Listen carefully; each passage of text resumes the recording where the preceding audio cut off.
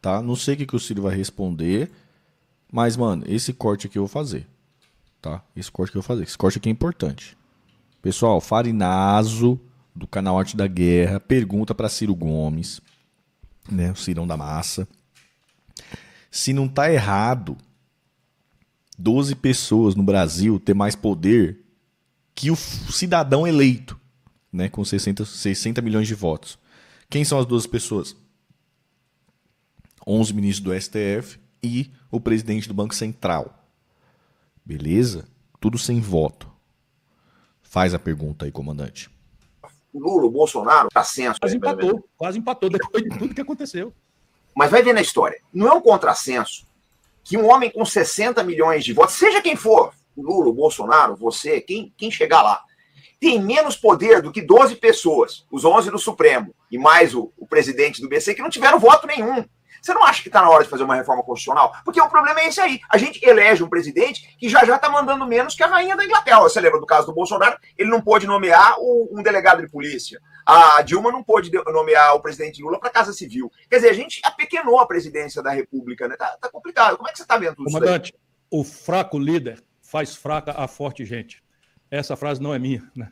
O fraco líder faz fraca a forte gente. Veja, temos que fazer aperfeiçoamentos constitucionais, acho que tem muita distorção.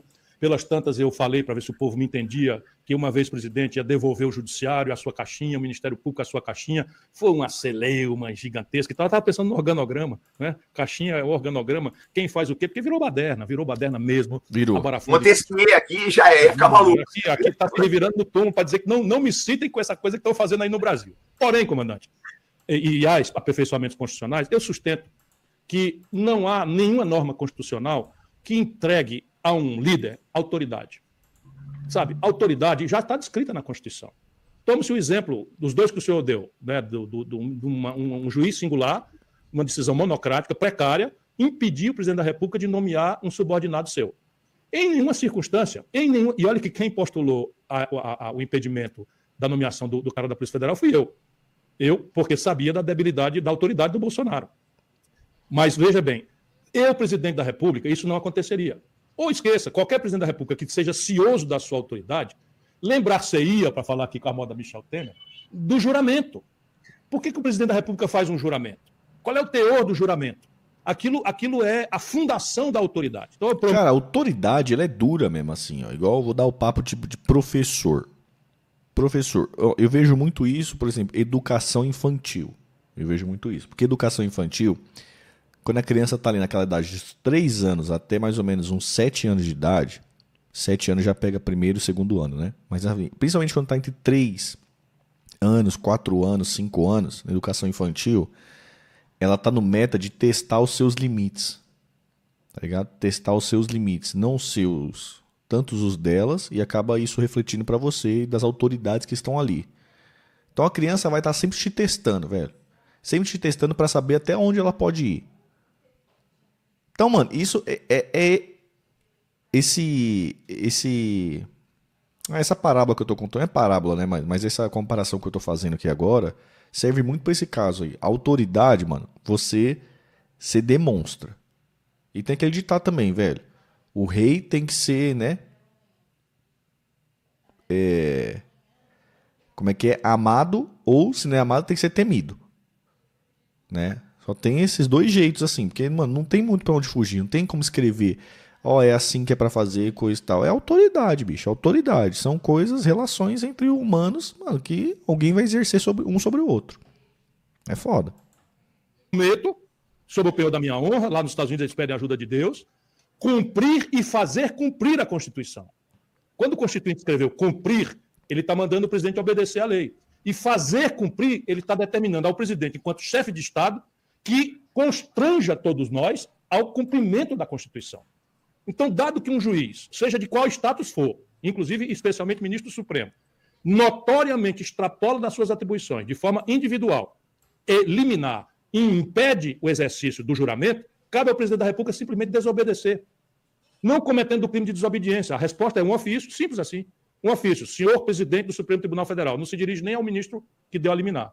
Acabo de receber aqui uma decisão que, a meu juízo, fere a Constituição Federal, artigo tal, número tal, e me constrange o meu juramento de cumprir e fazer cumprir a Constituição. De maneira que lamento, mas não poderei dar cumprimento a essa decisão. Solicito a vocês que tomem as providências devidas. E ato contínuo marcava a posse do meu auxiliar, convidando todo mundo para fazer. Sabe o que teria acontecido? Ele ia constranger mesmo. Ele ia constranger o ministro do Supremo Tribunal, o presidente da Suprema Corte. Ele ia constranger mesmo. Sido, Farinazzo? Nada. Nada. Por quê? Porque um curto-circuito dessa natureza, nenhum magistrado enfrentaria o passo 2. Nenhum magistrado enfrentaria o passo 2. Qual seja, abrir um processo de desobediência contra o presidente da República na constância do coletivo do Supremo Tribunal Federal. Sabe quantos dias prosperaria essa possibilidade? Nenhum.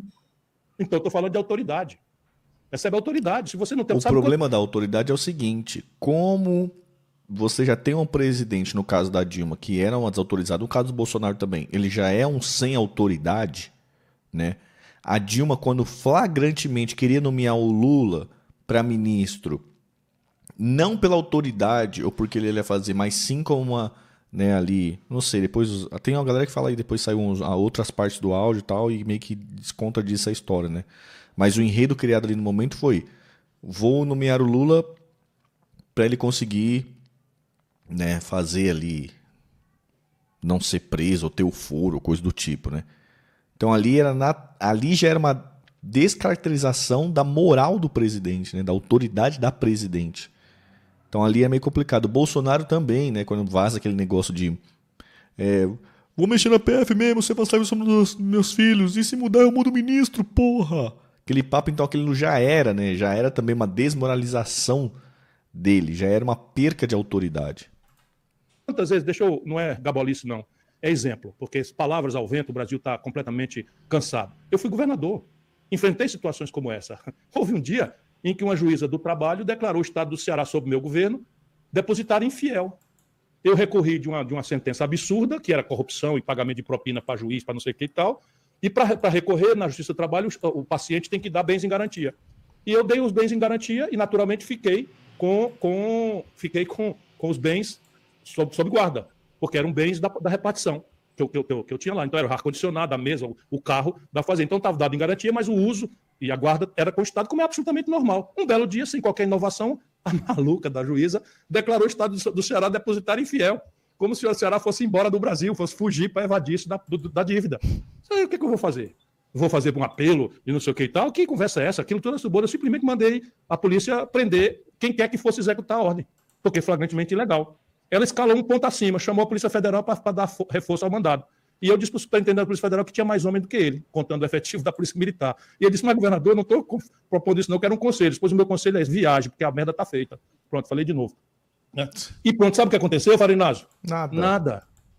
Por quê? Porque virou escândalo, você chama a atenção da opinião pública, todo mundo vai ver o absurdo que foi aquilo. E não tem recurso contra absurdo. A lei, sabe, o direito não prevê absurdo. O direito não prevê juiz picareta, sabe? É inimaginável você prever um juiz picareta. Você não pode fazer isso. Então, se um juiz extrapola, ele está violando a Constituição e, portanto, ninguém está obrigado a obedecê-lo. A última palavra? Claro, cabe ao Supremo Tribunal Federal no Estado de Direito Democrático. Mas eu estou só dando exemplo prático de como falta autoridade. E por que falta autoridade? Os próprios líderes e seus filhos, tudo enrolado. Tudo dependendo de liminar de juiz, tudo dependendo de impunidade, de cancelamentos, estapafúrdio, de inquérito, de eliminação de provas, de confissões, etc, que é na baderna que está o Brasil. Se você não tem autoridade, se você tem filho agarrado na coisa, você mesmo roubando joia, sabe? Que moral que você tem para encarar quem quer que seja? É complicado, né, Ciro? Isso que você falou é uma coisa interessante. Foi legal esse papo aí, mano. A gente pega cada vara da justiça no Brasil, é um país, né? Que cada juiz decide de um jeito. É muito difícil uniformizar tudo isso daí, por mais que tenha jurisprudência. Eu estava pesquisando esses dias um caso aí. É interessante ver como essa divergência de opiniões acaba. A gente não sabe para onde vai. Não existe muita segurança jurídica num país como esse, né? Nós precisamos consertar isso. Só no Brasil, que eu conheça, eu sou professor de direito. Eu não sou político profissional, eu me dedico à política, mas eu sou advogado e sou ativo, estou com a minha inscrição ativa, está na OAB, e sou professor de direito. Enfim, sabe quantos países do mundo têm 4 ou 5 graus de jurisdição? Só o Brasil, para crime comum. Isso não existe. O crime comum no mundo inteiro são 2 graus de jurisdição. É o juiz singular e a revisão por um colegiado. Fim de papo. Se houver alguma questão de ordem constitucional relevante, que não pode ser automática, aí se considerará a tese constitucional e não a questão do crime. Portanto, a prisão em segunda instância é uma coisa óbvia. No Brasil, a lei permite que até 5 graus de jurisdição aconteçam. Então, repare, isso sabe para que é?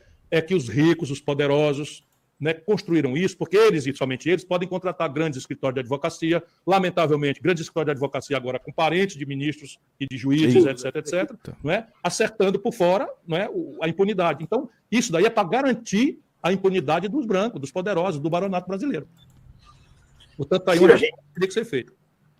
Ele não perguntou ainda sobre a Constituição, eu acho que vai. Vou deixar nesse corte aqui ainda, vamos continuar mais um pouquinho, ele vai perguntar, fazer uma pergunta importante, acho que não rolou ainda, né?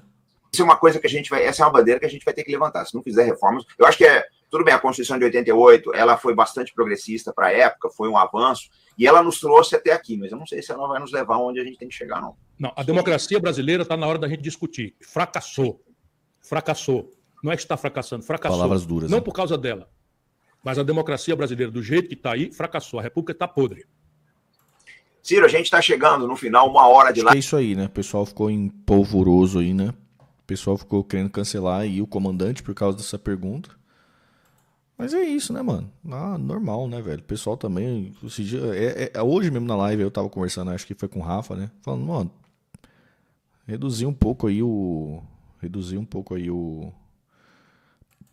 pânico moral e deixar o pessoal, mano, falar. O cara não falou nada demais, mano.